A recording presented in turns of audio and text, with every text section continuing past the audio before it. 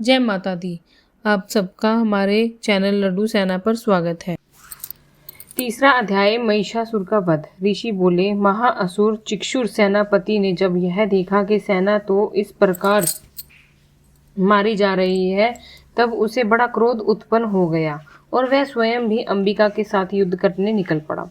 युद्ध में जाकर उसने देवी जी पर बाणों की इस प्रकार वर्षा की जैसे मेघ सुमेरु पर्वत की चोटी पर जाकर जलधारा बरसा रहा हो। तब देवी ने उसके बाण समूहों को खेत में ही काट दिया। फिर बाणों द्वारा उसके सारथी घोड़ों को मार डाला।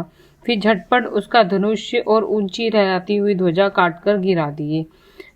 जब उनका धनुष्य कट चुका, तब अपने बाणों से उसके अंग बीन डाले, जिसका सारथी एवं घोड़े पर मर चुके थे, धनुष्य कट चुके थे। तब वह बिना रथ के पैदल तलवार ढाल लेकर देवी के साथ ही दौड़ा। तेज तलवार से सिंह पर जाते ही प्रहार कर दिया। फिर देवी जी की वाम भुजा पर जोर से प्रहार किया। हे राजन, ज्यों ही उसकी तलवार देवी की भुजा पर पड़ी, त्यों ही टूट गई। फिर असुर ने क्रोध से आंखें लाल करके शूल पकड़ लिया। भद्रकाली जी पर उस दैत्य ने शूल डाल दिया। वह शूल इस प्रकार चमकता जैसे कि आकाश से सूर्यमंडल गिरा रहा हो। देवी जी ने अपनी ओर आते हुए शूल को देखकर उस पर अपना शूल चला दिया, जिससे वह शूल सैकड़ों टुकड़ों में हो गया। साथ में उस चक्षुर महादैत्य के प्राण निकल गए। जब महिषासुर का बलवान सेनापति मारा गया, तब देवशत्रु चामर हाथी पर बैठकर आ गया और आते ही उसने अंबिका देवी पर शक्ति का प्रहार किया। श्री देवी जी ने हुंकार द्वारा ही तेजहीन पर उसे जमीन पर गिरा दिया। अपनी शक्ति को गिरा हुआ देखकर चामर को बड़ा क्रोध आ गया। उसने पुनः शूल का प्रहार कर दिया। शूल को भी देवी जी ने बाणों द्वारा उछाल डाला। तब सिंह उछल कर हाथी के मस्तक पर चढ़ गए बैठा। फिर दैत्य के साथ भुजा युद्ध करने लगा। ये दोनों परस्पर लड़ते लड़ते उस हाथी पर से नीचे पृथ्वी आ गिरे और भयंकर प्रहारों से परस्पर युद्ध करने लगे।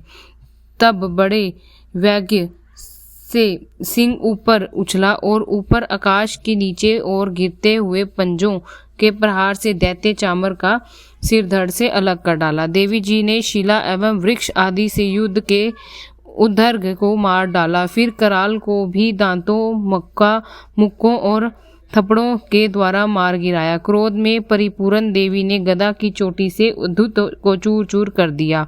बिंदीपाल शस्त्र द्वारा, वाष्यकाल तथा बाणों द्वारा अंधक एवं त्राम को मारकर याम धाम भेज दिया। त्रिनेत्र धारणी देवी परमेश्वरी ने उग्र से उग्रवीर महाहनु नाम के दैत्यों को त्रिशूल द्वारा मार दिया। तलवार ने विड़ाल का सिर धड़ से अलग कर दिया। धधुर, ध्रुमुख इन दोनों को बाणों द्वारा यमपुरी पहुंचा दिया। इस प्रकार अपनी सेना का नाश होता देखकर भैंसों का रूप बनाकर महिषासुर उन गणों को डराने लगा।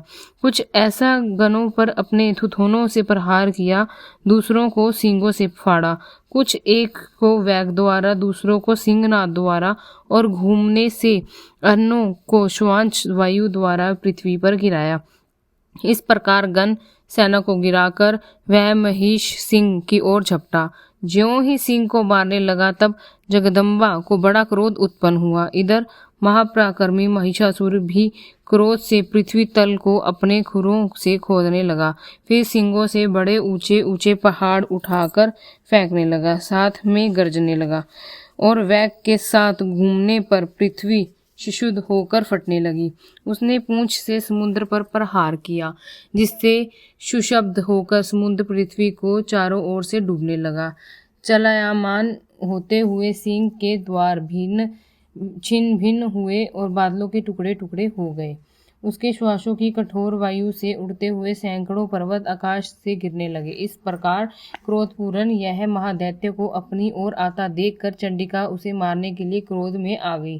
कुपित चंडिका ने उसकी ओर पाश फेंका व उसके द्वारा उस दैत्य को बांध लिया। तब तो उस महायुद्ध में बंधे उस दैत्य ने अपने महिषासुर रूप का त्याग कर दिया, झटपट सिंह के रूप में आ गया। ज्यों ही चंडिका उसका सर काटने लगी, तो वह तलवार हाथ में लिए पुरुष दिखाई देने लगा। तब शीघ्रता से तलवार ढाल वाले उस पुरुष को अपने बाणों से देवी ने बींध डाला। अब वह एक बड़ा हाथी हो गया। अपनी सूंड से देवी के सिंग को खींचा, फिर गर्जने लगा। उसने खींचते समय अपनी खड़ंग के द्वारा देवी के उसकी सूंड को काट दिया। फिर वह महादैत्य भैंसे के रूप में आ गया, चराचर त्रिलोकी को सताने लगा। जगत माता चंडिका क्रोध में आकर फिर उत्तम मधुपान करने लगी और लाल लाल नेत्र करके हंसने लगी। वह दैत्य भी बल पराक्रम के मध्य में उत्पन्न होकर गरजने लगा और अपने सींगों से पहाड़ उठा कर देवी की ओर फेंकने लगा। देवी जी ने अपने बाणों से समूह से फेंके हुए पर्वतों को चूर चूर कर दिया। तब सुरापान के मध्य के कारण लाल लाल नेत्र वाली चंडिका जी ने कुछ अस्त व्यस्त शब्दों में कहा। देवी जी बोली, हे मूढ़, जब तक मैं मधुपान कर लूं तब तक तू क्षण भर के लिए गर्ज ले। मेरे द्वारा संग्राम भूमि में तेरा वध हो जाने पर तो शीघ्र ही देवताओं भी गर्जने लगेंगे। ऋषि बोले। इस प्रकार कहकर देवी जी उछलकर उस महादैत्य पर चढ़ गई। पांव से दबाकर दैत्य के कंठ पर त्रिशूल से वार किया। देवी के पांव से दबे हुए उस दैत्य ने अपने मुख से बाहर निकलने का प्रयत्न दूसरे रूप में किया। अभी आधा निकल ही पाया था कि देवी जी ने अपना पराक्रम द्वारा उसे वहीं रोक लिया। आधा निकल कर भी उस दैत्य ने युद्ध करना नहीं छोड़ा। तब देवी जी ने अपने तेज तलवार से उसका सर काटकर नीचे गिरा दिया। दैत्य सेना हाहाकार करने लगी। तब उस सारी सेना का भी देवी जी ने नाश कर दिया। सभी देवता अत्यंत प्रसन्न हुए। दिव्य महिषियों के साथ सभी देवताओं ने स्तुतियां की। गंधर्वराज गायन